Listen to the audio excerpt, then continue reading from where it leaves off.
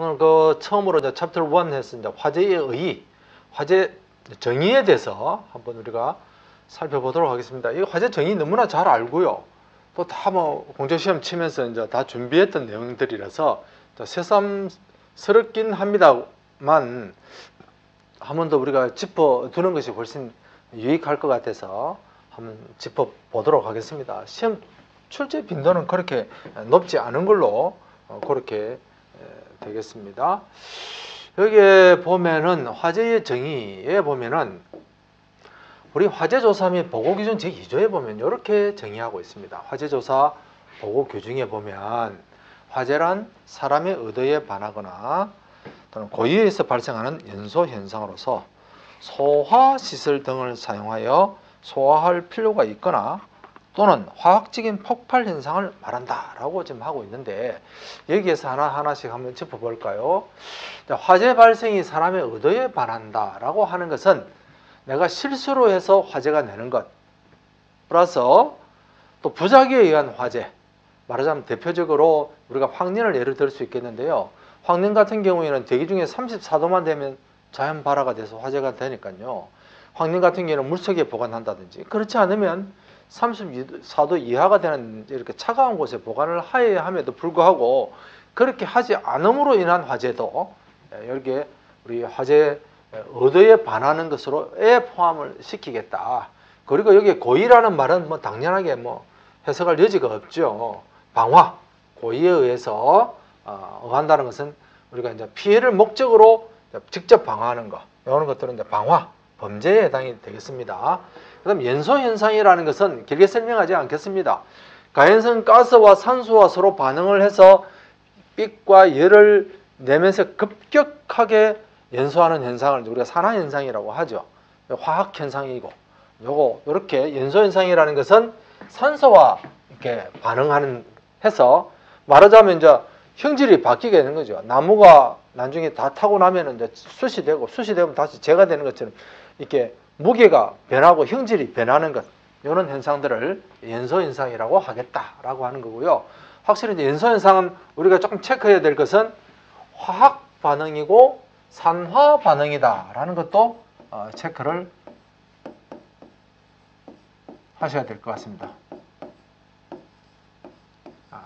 화학 반응이면서 산화 반응이다라는 거. 그 다음에 소화시설 등을 사용하여 소화할 필요가 있다라고 하는 거, 여기 말을 하고 있는데, 사실 소화설비라는 말은 우리 소방에서 쓰는 용어 좀 쓰고 있지는 않거든요. 우리가 보면 화재 예방 및 소방시설 설치 관리 및 유지 관리 및 안전 관리에 관한 법률에 보면은 그게 별표 1에 보면은 소방시설이라고 해서 소방시설 밑에 어떻게 되어 있느냐면 1번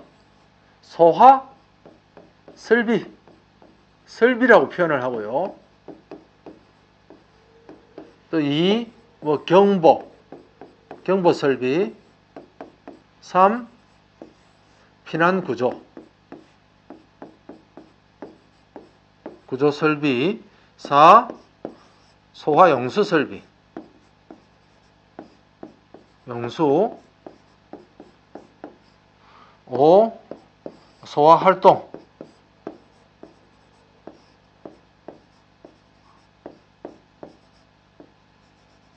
이렇게 해서 설비라고는 말은 해도 소화시설이라는 말은 지금 굉장히 사실은 좀 자주 쓰고 있지 않은 용어인데 쓰고 있네요. 자, 요거 조금 소화시설이라고 표현하고 있다. 우리가 시험이니까 혹시 이제 시험에 소화시설인데 소방갈로 표현해놓고는 소방시설 또는 소화설비 또는 방호설비 이렇게 표현하면은 소화시설이라는 것을 여러분 찾아낼 수도 있어야 됩니다. 소화시설 하는 거 좀 체크를 하셔야 될 것 같고요. 그 다음에 여기에서 보면은 화재란 연소현상으로서 산화반응, 소화의 필요성이 있어야 하며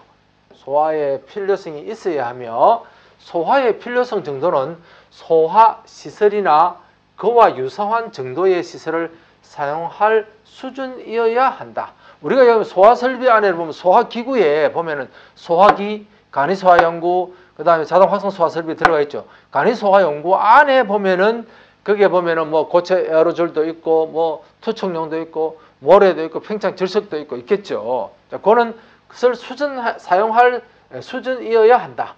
즉 휴지나 쓰레기를 소각하는 것과 같이 자산 가치에 손실이 없고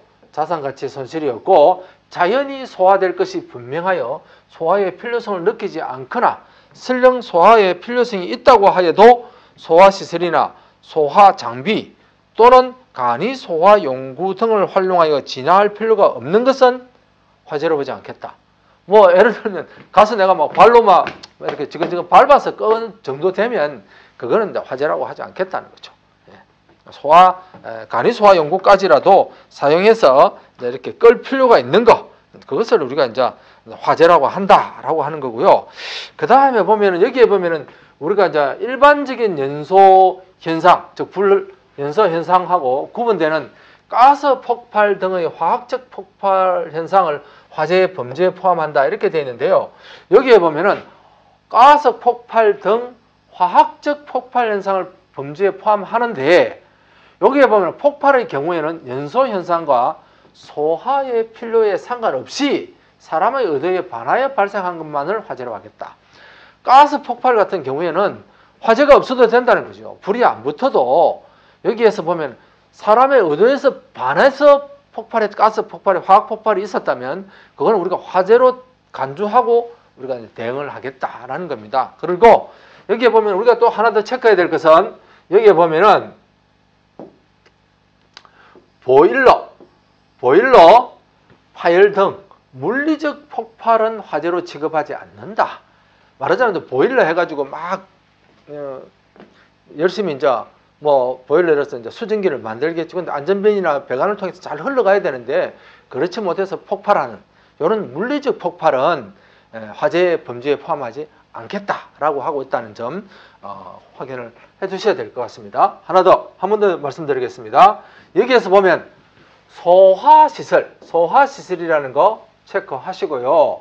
여기에 보면 그리고 소화장비 또는 간이 소화용구를 등을 활용하여 진화할 필요가 없는 것은 화재로 볼 수 없다. 내가 가서 뭐 발로 이렇게 밟아서 끌 정도 되면 그거는 뭐 화재라고 보지 않겠다. 또 자산적 가치가 없으면, 그죠? 자산적 가치가 없으면은 여기에 보면 자산적 가치에 손실이 없고 자연히 소화될 것, 가만히 놔두면 저절로 꺼질 것 같으면 그건 화재로 보지 않겠다라고 하고 있다는 것 체크를 해두셔야 될 것 같습니다.